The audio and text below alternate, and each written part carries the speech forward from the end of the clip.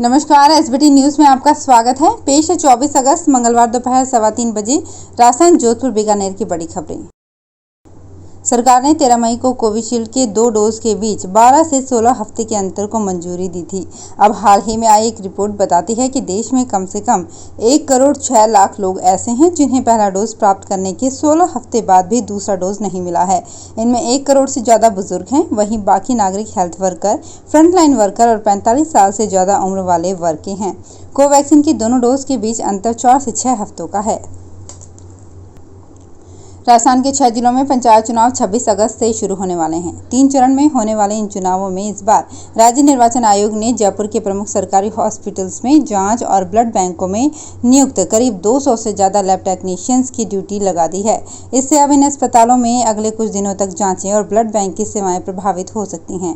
जयपुर के सांगानेरी गेट महिला चिकित्सालय के ब्लड बैंक में लगे 8 में से 6 कर्मचारियों की ड्यूटी चुनावों में लगा दी। बॉलीवुड के सुपरस्टार सलमान खान इन दिनों अपनी टाइगर फ्रेंचाइजी की तीसरी फिल्म की शूटिंग को लेकर चर्चा में हैं। फिल्म की शूटिंग के सिलसिले में हाल ही में एक्टर विदेश रवाना हुए हैं। इसके साथ ही कैटरीना भी टाइगर 3 के लिए रूस रवाना हुई थी। दोनों को 2-4 दिन पहले ही मुंबई के एयरपोर्ट पर स्पॉट किया गया था, जहां ड्यूटी में तैनात सीआईएसएफ जवान ने सलमान खान को रोक और आइडेंटिटी वेरिफिकेशन कराने को कहा। सीआईएसएफ जवान सोमनाथ मोहंती का मोबाइल जब्त कर लिया गया है। जन घोषणा पत्र को लेकर आज कैबिनेट उप समिति की बैठक होगी। ये बैठक आज शाम 4 बजे सचिवालय में होगी। इसमें कैबिनेट मंत्री लालचंद कटारिया, राज्य मंत्री सुभाष गर्ग सहित अन्य सदस्य रहेंगे। इसमें जन घोषणा पत्र की अनुपालना को लेकर चर्चा होगी। बैठक में पार्टी के चुनावी घोषणा पत्र को लेकर मंथन होगा कि कितने वादे पूरे हो चुके हैं, कितनों पर काम बाकी है। इससे पहले मुख्यमंत्री अशोक गहलोत और चुनाव घोषणा पत्र समिति के चेयरमैन ताम्रध्वज साहू ने जुलाई के अंत में जन घोषणा पत्र की समीक्षा के लिए बैठक की थी। प्रदेश में पंचायत चुनाव का दंगल जारी है। पहले दौर के मतदान के लिए चुनाव प्रचार आज शाम को थम जाएगा। ऐसे में हर उम्मीदवार चुनाव जीतने के लिए पूरी ताकत लगा रहे हैं। घर घर जनसंपर्क के साथ साथ छोटी छोटी बैठकें भी की जा रही है और मतदाताओं को लुभाने का काम चल रहा है। चुनाव में वोट के लिए बड़े बड़े वादे किए जा रहे हैं। चुनाव में कुल 5,826 उम्मीदवार मैदान में अपनी किस्मत आजमा रहे हैं। सरकारी तेल कंपनियों ने मंगलवार को एक बार फिर पेट्रोल डीजल के दाम घटाकर आम लोगों को बड़ी राहत प्रदान की। बता दें कि रविवार को भी तेल कंपनियों ने कटौती की थी। वहीं सोमवार को पेट्रोल डीजल की कीमतों में किसी भी तरह का बदलाव देखने को नहीं मिला था। मंगलवार को पेट्रोल की कीमत में 15 पैसे प्रति लीटर की कटौती हुई है। वहीं डीजल की कीमतों में भी 16 पैसे प्रति लीटर की राहत मिली है।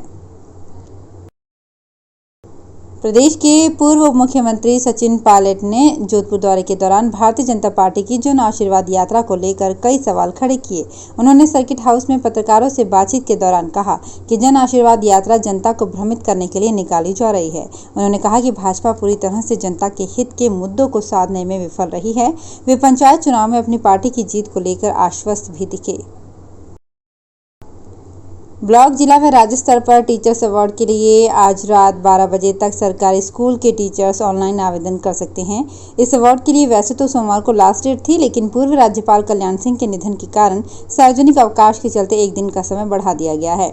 अब मंगलवार रात 12 बजे तक ऑनलाइन आवेदन के बाद बुधवार को आवेदन की एक प्रति संबंधित कार्यालय में जमा कराई जा सकती है। पूर्व मुख्यमंत्री और कांग्रेस के पूर्व प्रदेश अध्यक्ष सचिन पायलट का जोधपुर सर्किट हाउस में मंगलवार को सुबह गुर्जर समाज के लोगों और साधु संतों ने स्वागत किया।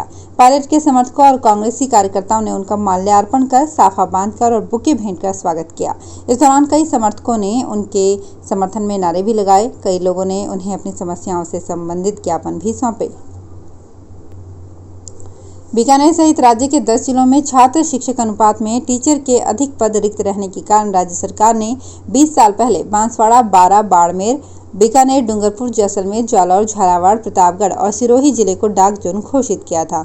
जबकि अब परिस्थितियां बदल चुकी है। डाक जोन के मुकाबले सामान्य जिलों में अधिक पद रिक्त हैं। अब स्थितियां सामान्य होने पर शिक्षक संगठन भी प्रतिबंधित जिलों के शिक्षकों को सामान्य जिलों में ट्रांसफर करने की मांग कर रहे हैं।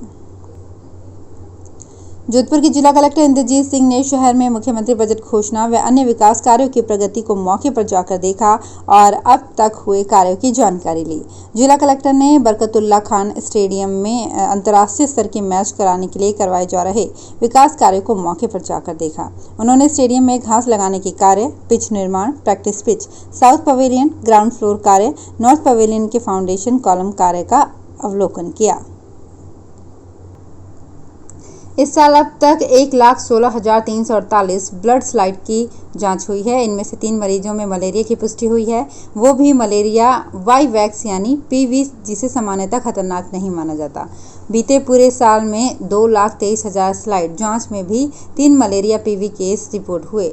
सुकून भरा यह आंकड़ा उस बीकानेर का है जहां एक साल में अधिकतम 20,810 केस रिपोर्ट हो चुके हैं। वर्ष 1975 से अब तक के 46 सालों की अवधि में 6 साल ऐसे भी आए जब मलेरिया रोगियों की कुल संख्या 10,000 से अधिक रही। जोधपुर में दोपहिया वाहन की बढ़ती चोरी की वारदात पर पुलिस ने गैंग का पर्दाफाश कर 5 आरोपियों को गिरफ्तार किया, साथ ही एक बाल अपचारी को संरक्षण में लिया है। महामंदिर थाना पुलिस लेखराज सियाग ने बताया कि उनसे 28 बाइक भी बरामद की गई है। ये गैंग जोधपुर से स्प्लेंडर बाइक चुराती। इस बाइक पर इनकी नज़र इसलिए रहती क्योंकि ये आसानी से वापस बिक जाती है और इसे चुराना भी आसान है। शिक्षा विभाग में वर्ष 2020-21 की डीपीसी में प्रमोट हुए 1071 प्रिंसिपल को पोस्टिंग के लिए मंगलवार से माध्यमिक शिक्षा निदेशालय के शिविरा भवन में काउंसलिंग कैंप शुरू होगा। ये कैंप 27 अगस्त तक चलेगा। सोमवार को शिक्षा विभाग में रिक्त पदों की सूची जारी कर दी गई है। सूची में राज्य के 16 पदों में रिक्त 1801 पद दिखाए गए हैं। काउंसलिंग के दौरान इन्हीं रिक्त पदों पर प्रमोटी प्रिंसिपल को पोस्टिंग दी जाएगी। जोधपुर हैंडीक्राफ्ट एक्सपोर्ट्स फेडरेशन के प्रतिनिधिमंडल ने ईडी कॉनकोर कमल जैन से मुलाकात कर कंटेनर को खाली होने में लग रही देरी सहित अन्य समस्याओं पर चर्चा की। फेडरेशन के कोषाध्यक्ष राजेंद्र बंसल ने बताया कि हैंडलिंग की समस्या के कारण ट्रांसपोर्टर्स को खाली कंटेनर्स को लोड करने के लिए कॉनकोर के बाहर कई घंटों और कई दिनों तक इंतजार करना पड़ता है। इस पर जैन ने आश्वासन दिया कि इस समस्या का शीघ्र समाधान किया जाएगा। तो फिलहाल इस बुलेटिन में इतना ही, फिर हाजिर होंगे कुछ और बड़ी खबरों के साथ। एसबीटी न्यूज के और भी वीडियोस को देखने के लिए हमारे चैनल को सब्सक्राइब करें और नोटिफिकेशन पाने के लिए बेल आइकन को प्रेस करें।